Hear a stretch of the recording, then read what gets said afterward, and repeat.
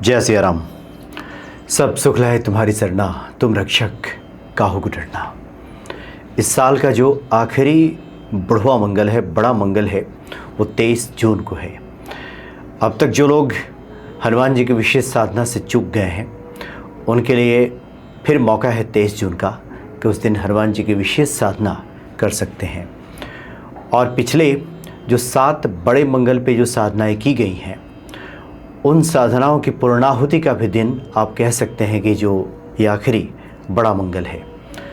इस दिन जिस विधि विधान से हम पूजा करते हैं, उस विधि विधान से तो पूजा करें ही, और साथ ही हनुमान जी का एक विशेष हवन इस आखिरी दिन अवश्य करना चाहिए। इससे अब तक जो हमने पूजा पाठ किया है ज्येष्ठ के महीने में बड़े मंगल के अवसर पर, तो इसकी पूर्णाहुति हो जाती है और पूर्ण फल प्राप्ति के हम हकदार बन जाते हैं, और हनुमान जी की जो विशेष कृपा है हम पर बरसती है। तो इसके लिए सुबह स्नानादि क्रिया से निवृत्त होकर के जो हमारे पूजा का जो रूटीन है, जिस तरह से हम पूजा करते हैं, जितने पाठ करते हैं, जिन मंत्रों का जप करते हैं, उन मंत्रों को जप करने के बाद, हनुमान जी को चोला चढ़ाने के बाद या चोला सामग्री उनके निमित्त अर्पित करने के बाद हवन की तैयारी कर लें। और हवन के लिए जो विशेष समिधा है, जो लकड़ी है, वो खैर की लकड़ी है। इसका बहुत विशेष महत्व है। खैर की लकड़ी से मिल जाता है बाज़ार में, बहुत मुश्किल नहीं है, ढूंढने से मिल जाता है।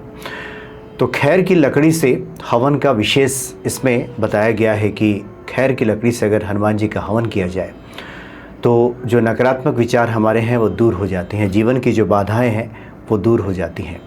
क्योंकि खैर की लकड़ी की एक विशेषता यह है कि एक तो ये वातावरण को शुद्ध करता है और नकारात्मक ऊर्जा को दूर करने का प्रतीक माना गया है।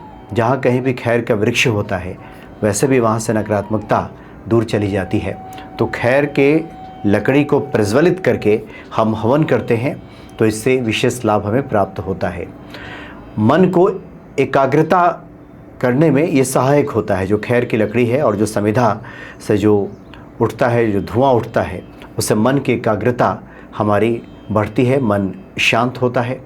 विशेष रूप से शक्ति संरक्षण और बाधा निवारण से जुड़े अनुष्ठानों में इसका उपयोग किया जाता है। जो साधु महात्मा है, एक महात्मा जी को जानते हैं, ब्रह्मचारी जी, वो हमेशा हवन करते हैं। प्रतिदिन सुबह हनुमान चालीसा का पाठ करते हैं और हनुमान चालीसा के प्रत्येक दोहा और चौपाई से एक हवन हनुमान जी का करते हैं, और ज़्यादातर इसी लकड़ी का इस्तेमाल करते हैं, जो खैर की लकड़ी है।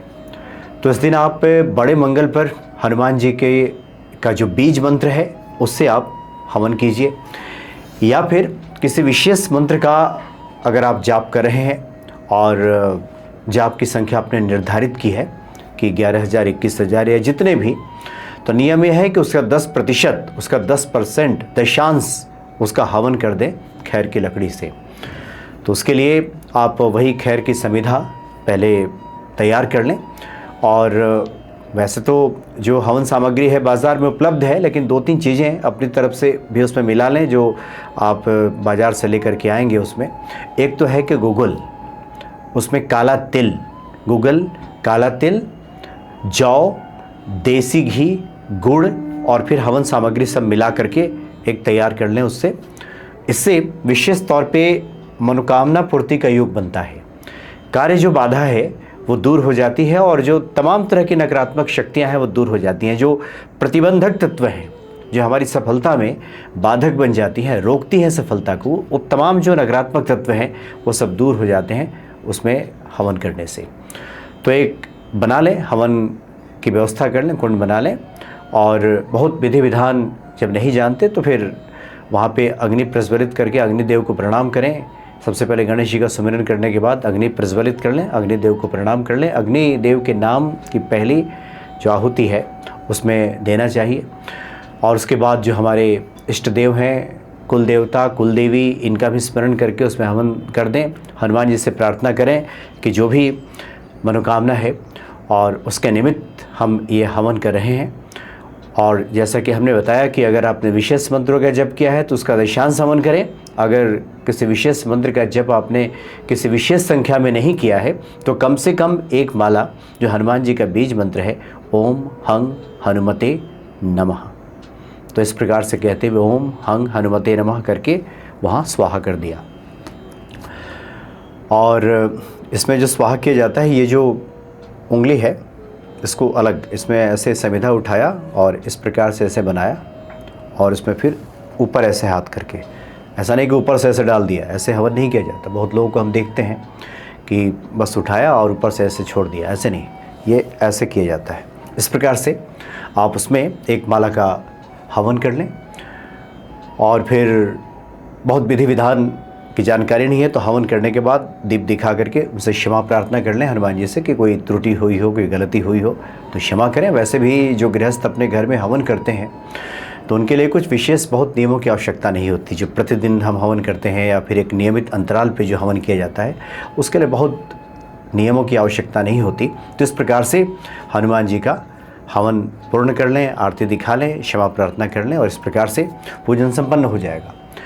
रात्रि के समय, चूँकि ये बड़ा मंगल है तो विशेष तौर पे रात्रि के समय भी हनुमान जी की पूजा करनी चाहिए। सोते समय हनुमान जी के सामने बैठ करके एक दीप जला लें, एक हनुमान चालीसा का पाठ कर लें और हनुमान जी से प्रार्थना करते हुए कि तमाम जो हमारे इस प्रकार के नकारात्मक भाव हैं, जो नकारात्मक विचार हैं, जो हमारी भक्ति में बाधक बन जाते हैं, आपसे जुड़ने में प्रतिबंधक तत्व के रूप में सामने आ जाते हैं, रोकने लगते हैं या मन में कुछ इस प्रकार के विचार उत्पन्न करने लगते हैं, इन विचारों को आप दूर करें और मुझे निर्मल भक्ति प्रदान करें जिसमें किसी प्रकार की किंतु परंतु ऐसे वैसे विचार मन में ना आए और पूरी तरह से हम भक्त बन जाएं। भक्त का मतलब ही है कि पूर्ण समर्पण, जहाँ इष्ट में कोई दोष दर्शन व्यक्ति ना करे। इसलिए गोस्वामी जी कहते हैं कि बरनऊ रघुबर बिमल जस जो दायक फल चार।